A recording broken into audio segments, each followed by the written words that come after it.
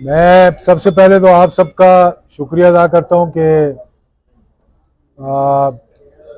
आज हमारी central working committee की मीटिंग थी, क्योंकि आगे चलकर कुछ इक़दामात जो करने हम जा रहे हैं तो उसमें सबको एतमाद में लेने की ज़रूरत थी। और पूरे चारों सूबों से और तकरीबन पाकिस्तान के हर शहर से नुमाइंदगी थी आज अल्हम्दुलिल्लाह।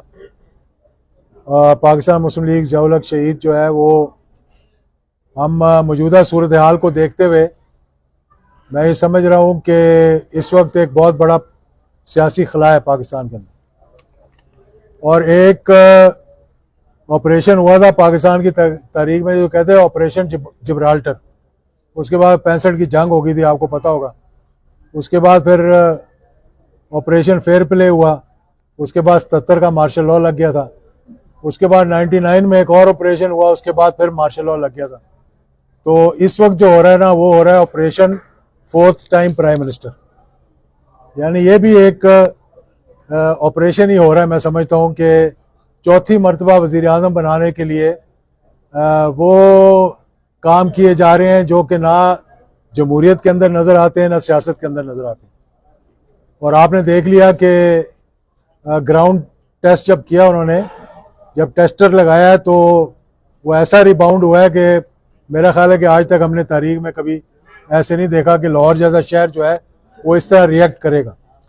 तो इसलिए मैं बार बार ये बात कह रहा हूँ, और ये अपनी जमात की तरफ से भी, कि इलेक्शंस बर वक्त होने चाहिए, ट्रांसपेरेंट होने चाहिए, लेवल प्लेइंग फील्ड सबके लिए होनी चाहिए। और उस लेवल प्लेइंग फील्ड ये नहीं है कि एक जमात के लिए लेवल प्लेइंग फील्ड है कि दूसरी जमात के हाथ बांध दिए जाएं तो फिर लेवल प्लेइंग फील्ड होगी। एक जमात कह रही है कि मुझे पिछले दरवाजे से लाकर दोबारा इक़्तिदार में बैठा दिया जाए, उसके लिए वो लेवल प्लेइंग फील्ड है। लेवल प्लेइंग फील्ड ये है कि इस मुल्क के अंदर अक्रॉस द बोर्ड एहतसाब होना चाहिए।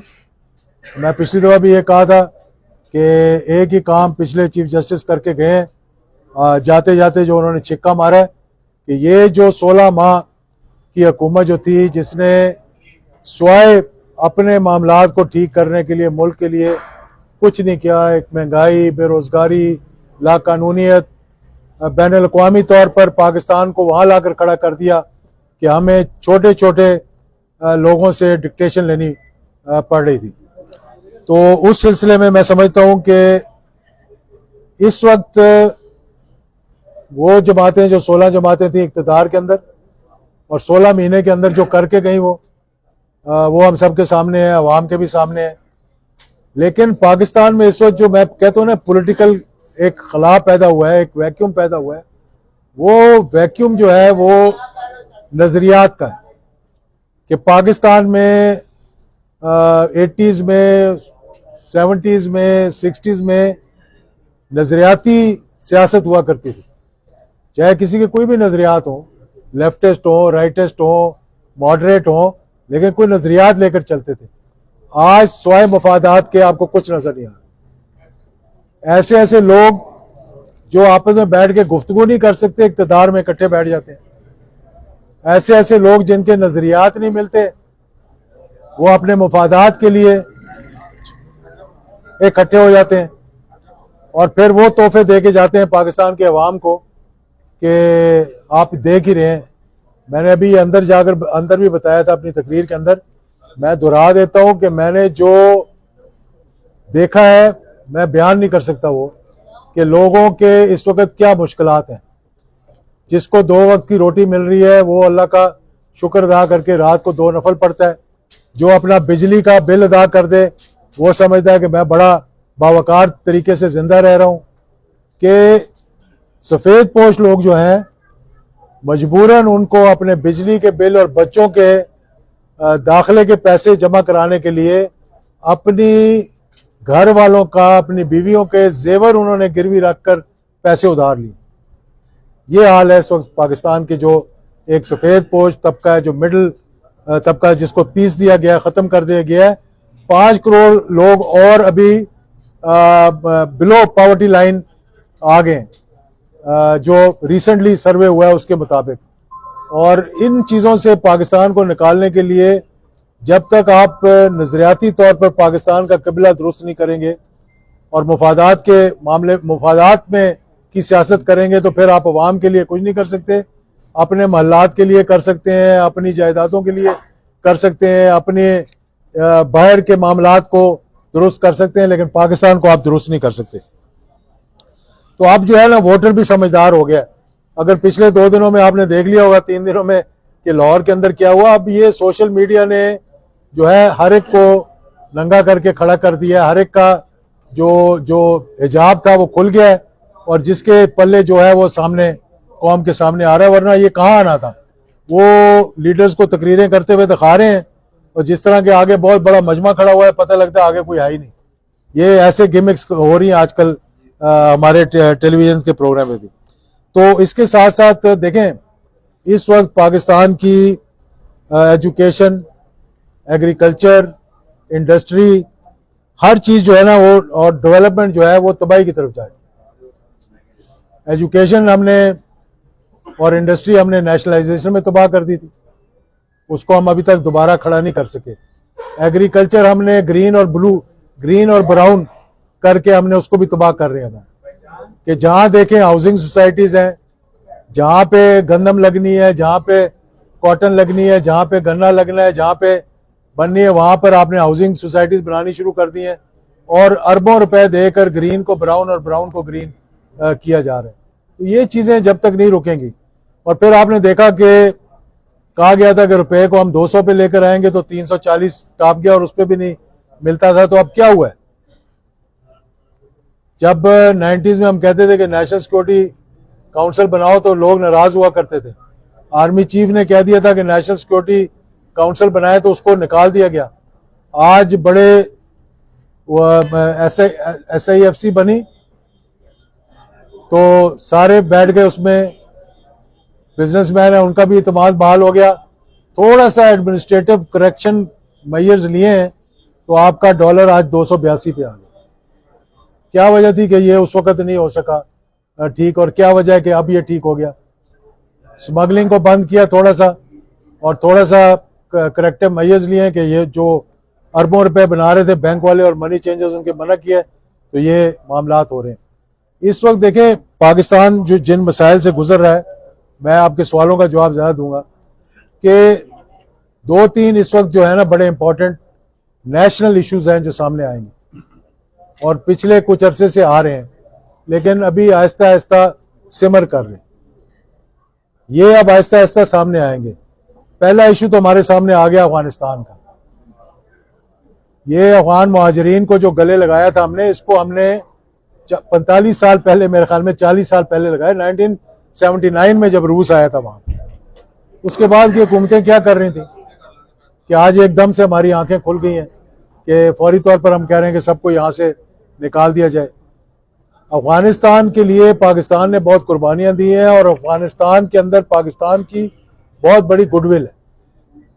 जो भी काम हमें करना चाहिए, जो भी मैयर हमें लेना चाहिए हमें, और ये मैं जो बात बता रहा हूँ ये बड़ी मैं जानता बूझता हुआ आपको बता रहा हूँ कि जो भी हमें कदम उठाना चाहिए बड़ा सोच समझ कर उठाना चाहिए कि अगर वहां पर एक वैक्यूम जो क्रिएट हो रहा है हमारे और उनके इख्तिलाफात जो पैदा हो रहे हैं, उस वैक्यूम को पुर करने के लिए बहुत लोग तैयार बैठे हुए हैं और सबसे बड़ा उसके अंदर जो तैयार बैठा हुआ है वो हिंदुस्तान है।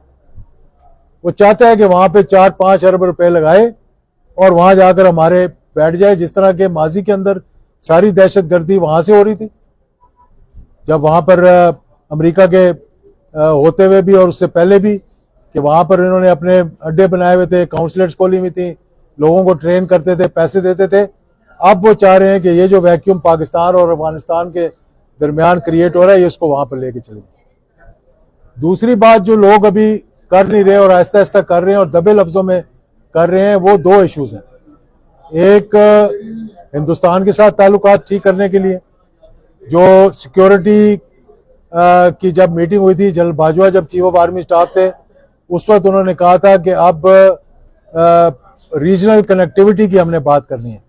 मकसद ये था कि हिंदुस्तान की यह ख्वाहिश है कि उसको रास्ता दिया जाए तोरखम तक वागा से, वागा टू तोरखम।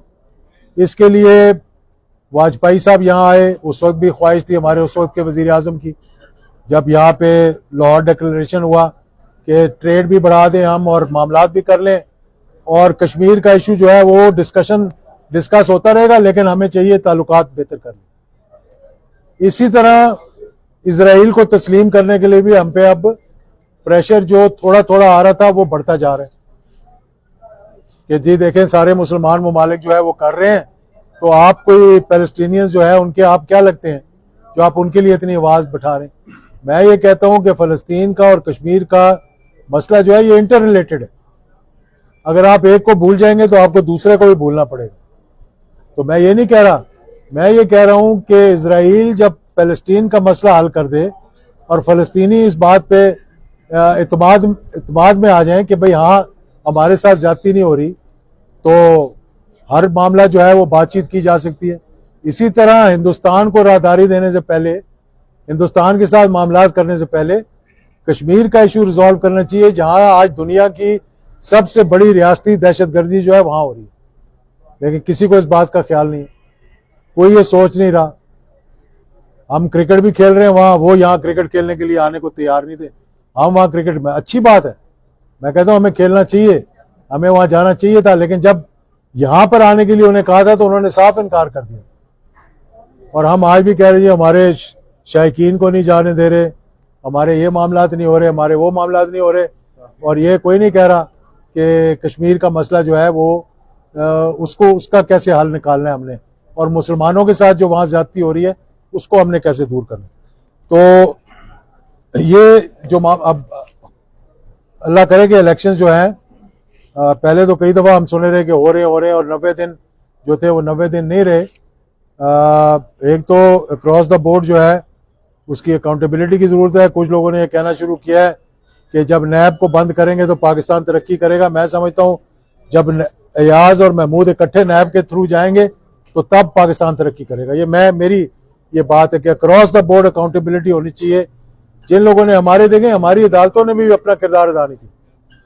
लाइव प्रोग्राम जरूर दिखा रहे हैं, लोग उसकी तारीफ कर रहे हैं, मैंने भी उसकी तारीफ की, लेकिन पूरे पाकिस्तान के अंदर लाखों केसेस पेंडिंग पड़े हैं, उसके बारे में कोई सोच नहीं रहा। हमारे चीफ जस्टिस थे, उनको बड़ा शौक था इफ्तिखार चौधरी साहब को कि अपने टिकर देखें, तो वो देखा करते थे कि हाँ वो चला कि नहीं चला जो मैंने बयान दिया, तो वो सिर्फ टिकर चलवाने के लिए बयान देते। अब तो लाइव प्रोग्राम शुरू हो गया है, पूरा पाकिस्तान बैठकर देखता है, लेकिन मसलों का हल तो निकालें। तो तजवीज़ मेरी चाहे पसंद ना आए लोगों को, लेकिन मैं ये कह रहा हूं कि इस वक्त जो मुल्क के हालात हैं इसमें इलेक्शंस, जमहूरियत ही हल है, लेकिन इलेक्शंस हल नहीं है। उस वक्त तक इलेक्शन हल नहीं है जब तक कि आप एक चार्टर ऑफ पाकिस्तान ना बनाएं, जब तक आप तमाम लाइंस को ड्रॉ ना करें, अपने अपने दायरा इख्तियार के अंदर जो आइन के अंदर दिया गया है उसकी हदूद के अंदर ना रहें, और पाकिस्तान के मसाइल की निशानदही करके उसकी तरजीहात को वाजे ना करें। जब तक मैं समझता हूँ आप एक नहीं, आप 100 इलेक्शन करा लें, वो सुई घड़ी की वहीं 12 से शुरू होगी और 12 पे आके खड़ी हो जाएगी, कोई नतीजा नहीं निकलेगा। और अगर ये ऑपरेशन फेयर प्ले की तरह operation 4th time prime minister, जो कि मुझे नजर आ रहा है क्योंकि अहकामात दिए जा रहे हैं, सपोर्ट दी जा रही है,